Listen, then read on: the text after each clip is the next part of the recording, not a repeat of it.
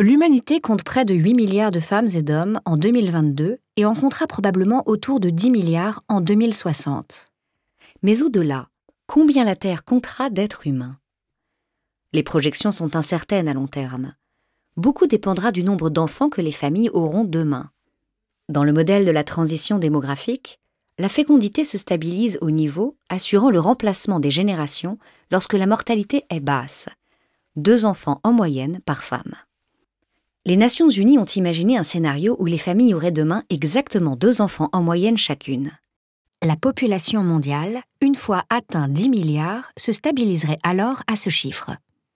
Dans beaucoup de pays où la transition démographique est achevée, la fécondité est très inférieure à 2 enfants en moyenne par femme. En 2015, elle était de 1,6 enfants par exemple dans l'ensemble de l'Union européenne, à 28 pays, et de 1,3 en Italie.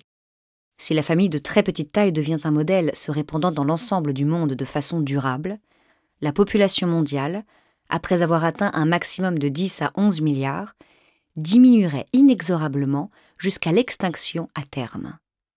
Mais on peut imaginer un autre scénario où la fécondité remonterait dans les pays où elle est très basse pour se stabiliser à l'échelle mondiale à 2,3 enfants par femme. La conséquence en serait une croissance ininterrompue, la population atteindrait 37 milliards en 2300, et à nouveau la disparition de l'espèce à terme, mais cette fois par excès. Un autre scénario est également imaginable, où les niveaux de fécondité actuels sont gelés pour les 3 prochains siècles, scénario dit de fécondité constante. La population atteindrait alors quelques 134 000 milliards. Ce scénario est irréaliste dès le départ, la fécondité diminuant pratiquement partout dans le monde. Il illustre simplement combien la croissance conduit vite à l'explosion quand elle est sans cesse reconduite. Si l'on ne se résout pas au scénario catastrophe de fin de l'humanité, par implosion ou explosion, il faut imaginer un scénario de retour à terme à l'équilibre. Le scénario moyen est construit avec des hypothèses choisies en vue d'obtenir à terme l'équilibre, avec notamment la fécondité stabilisée exactement à 2 enfants.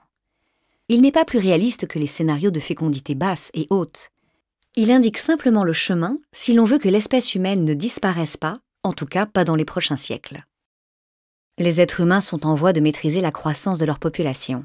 Mais pour vivre convenablement à 10 milliards, ils doivent apprendre à mieux gérer les ressources de la planète et à les partager de façon plus équitable. À long terme, la survie de l'espèce humaine dépend autant, sinon plus, de la façon dont les terriens vivront que de leur nombre.